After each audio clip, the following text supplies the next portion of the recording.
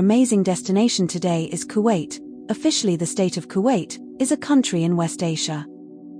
It is situated in the northern edge of eastern Arabia at the tip of the Persian Gulf, bordering Iraq to the north and Saudi Arabia to the south, with a coastline of approximately 500 kilometers. Kuwait also shares a maritime border with Iran. Most of the country's population reside in the urban agglomeration of Kuwait City, the capital and large city. As of 2023, Kuwait has a population of 4.82 million, of which 1.53 million are Kuwaiti citizens, while the remaining 3.29 million are foreign nationals from over 100 countries. Historically, most of present-day Kuwait was part of ancient Mesopotamia. Before the discovery of oil reserves in 1938, the country was a regional trade port.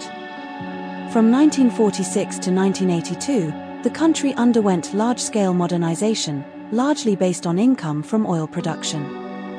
In the 1980s, Kuwait experienced a period of geopolitical instability and an economic crisis following the stock market crash. In 1990, Kuwait was invaded and subsequently annexed by Iraq under the leadership of Saddam Hussein following disputes over oil production. The Iraqi occupation of Kuwait ended on the 26th of February, 1991.